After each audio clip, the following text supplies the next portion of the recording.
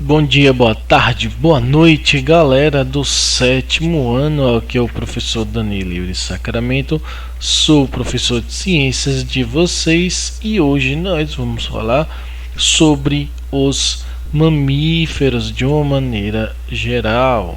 Nós vamos falar sobre os mamíferos de uma maneira geral, ok, gente? Então, vamos lá.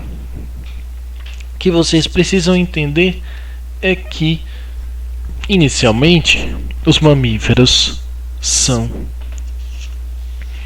seres que desenvolveram estruturas anexas ao corpo chamadas mamas, ok?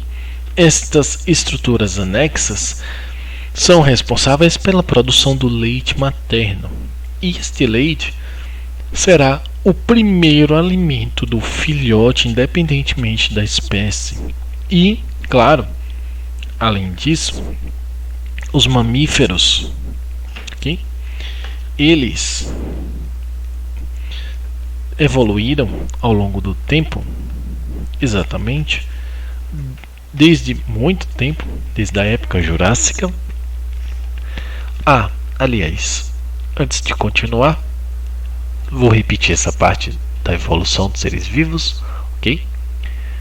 Módulo 3, capítulo 5, página 238. Módulo 3, capítulo 5, página 238. Aqui é o professor Danilo de Sacramento, professor de ciências de vocês, ok? Aula de ciências. Vamos voltar para a evolução dos seres vivos.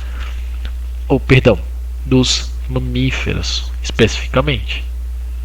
Os mamíferos, no geral, tinham um porte muito pequeno na época dos dinossauros. Os dinossauros que tinham um porte físico maior que os mamíferos. Só que, claro, não era uma regra absoluta. Por exemplo, a preguiça gigante, okay? É uma espécie de mamífero de tamanho enorme, apesar de ter existido em um período anterior aos mamíferos atuais, entendeu? Os mamíferos naquela época, em regra, eram pequenos, exceto algumas espécies como a preguiça gigante. Então, dentre os grandes grupos de mamíferos, nós podemos dividi-los entre os marsupiais, monotremados e os placentários. Os marsupiais, eles são mamíferos que possuem uma bolsa que, quando o filhote nasce, ao invés de ele sair no ambiente, ele sai e fica nessa bolsa. Por exemplo, o canguru. Os monotremados são o ornitorrinco e a equidna, que são mamíferos que põem ovos. Ou seja, eles não são mamíferos que o bebê já nasce diretamente da barriga da mãe. A diferença entre o ovíparo e o outro tipo se chama vivíparo. Vivíparo é quando o indivíduo, o filhote, sai da barriga da mãe já com uma formatação básica semelhante ao adulto, ok? E no caso aqui dos marsupiais, ele sai protegido por uma bolsa na barriga, uma bolsa abdominal. Os monotremados, no caso, que são ovíparos, eles põem ovos e o filhote ele fica dentro deste ovo, ok? Até que do ovo saia da barriga da mãe, e já lá de dentro formado o ovo, e o filhote, depois de um tempo, quebra essa casca, semelhante aos outros animais que também podem colocar ovos, como os répteis e as aves. No caso dos mamíferos placentários, vamos lembrar dos seres humanos, pois é a maior parte das espécies, ok? Que estão aqui representadas. Os mamíferos, em sua grande quantidade, eles são placentários, eles possuem a placenta, lembrando, placenta como um anexo, ok? Embrionário, responsável pela manutenção do embrião e transformação dele em um feto. Então, isso ocorre em todas as espécies. Existem ordens, por exemplo, dos placentários, que é o grupo que estamos, que subdividem-se em outros grandes grupos. Cada grupo vai ter suas próprias características específicas, ok? Então, por exemplo, os quirópteros, que são os morcegos, são seres responsáveis pela produção agrícola no mundo. Ajudam o ser humano a polinizar pela noite, o que as abelhas também fazem pelo dia. Ok?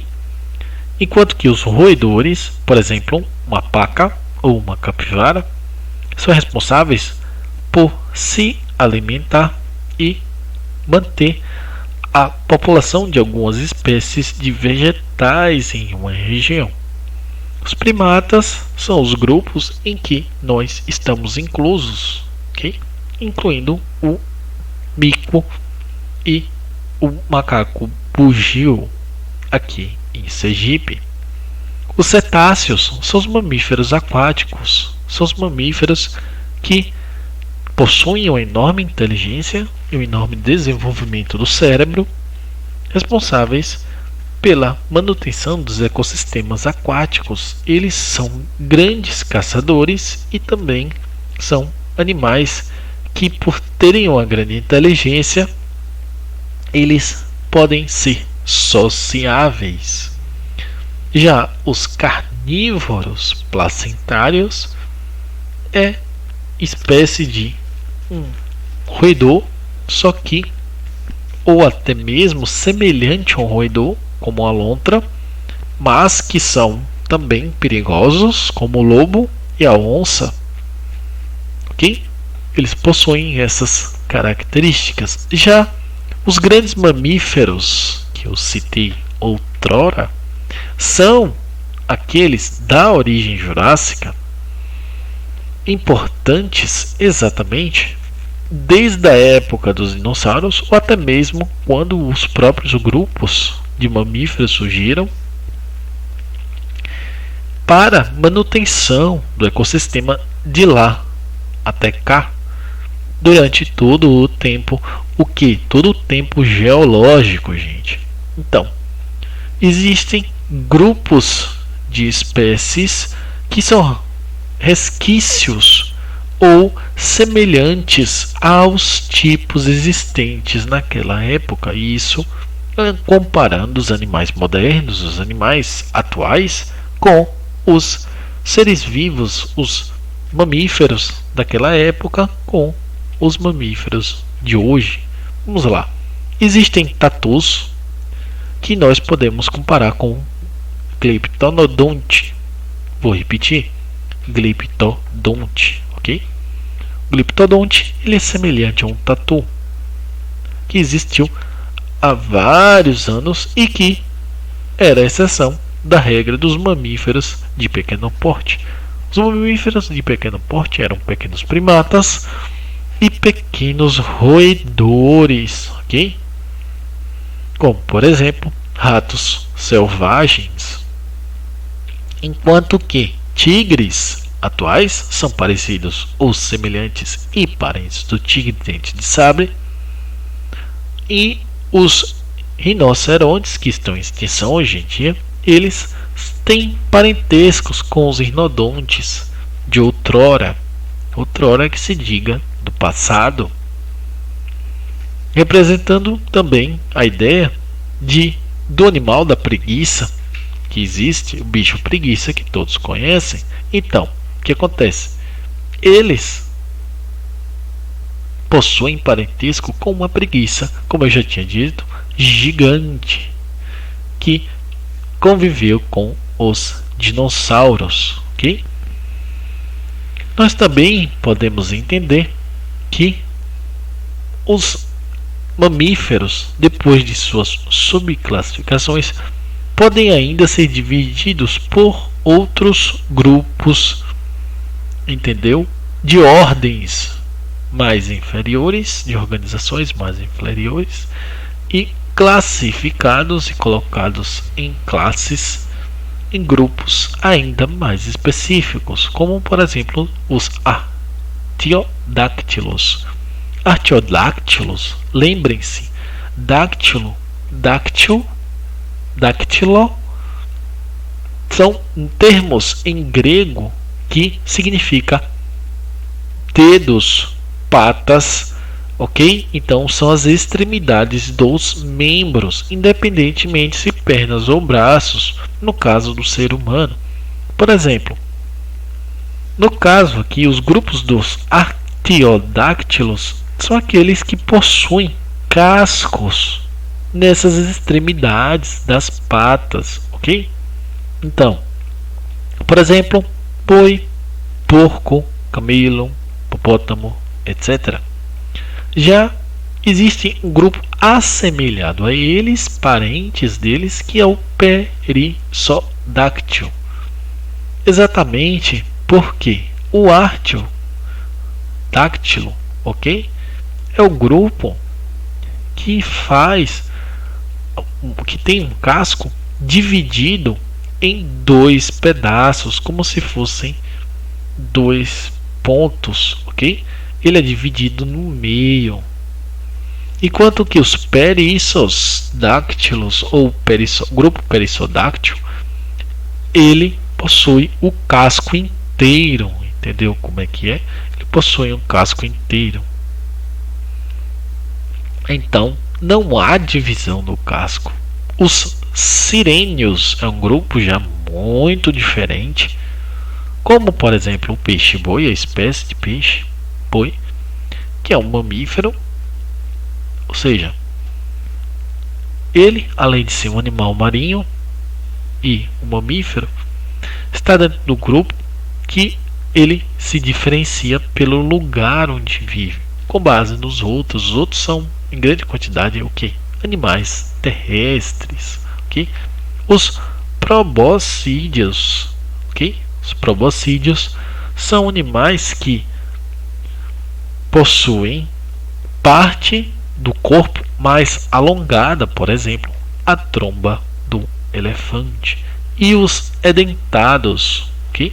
Como os bichos preguiças e os tatus, que possuem grandes e extremas garras presentes exatamente para poder ou capturar o alimento ou se defender de predadores, ok? Então, garras, unhas, chifres ou cornos, pelos, etc., glândulas mamárias também são características dos mamíferos no geral. Os pelos são anexos da pele, ok? Que são responsáveis por proteção contra o sol, os raios solares, contra o calor, em alguns casos contra o frio, e também para a defesa desses animais contra predadores, ok? Pelos que algumas vezes, como o ouriço, é transformado em quê? Perdão, ouriço não, porco-espinho. Ouriço o quê, menino? É outra coisa, diferente. Como porco-espinho, ele tem anexos como espinhos que o protegem de predadores. Já os chifres ou cornos, eles são responsáveis tanto para defesa quanto para ataque. Os caprinos possuem esses chifres, por exemplo, nos machos para disputar as fêmeas. As glândulas mamárias, que são características dos mamíferos, e, como eu já havia explicado, as garras, unhas e cascos destes animais são adaptações ao ambiente mais seco, ambiente mais terrestre, ok? Então, outro fator dos mamíferos é a produção digamos assim, de desenvolvimento ósseo do dente. responsável pela mastigação, trituração e destruição dos alimentos durante o hábito alimentar. Após capturar o alimento, comumente feito pelos herbívoros, ou após a caça, feita pelos carnívoros. Existem dentes incisivos, que são os da frente, os dentes dianteiros e grandes desenvolvidos. Existem os caninos comuns, que existem aqui também em nós humanos, ajudam a perfurar o alimento, muito comum em carnívoros. E os premolares e molares, que são dentes que estão lá atrás, aqueles dentes quadradinhos que ficam na boca do ser humano, que também existem na boca dos animais como um todo. Vamos ficando por aqui, gente, ok? Até mais, tchau, tchau.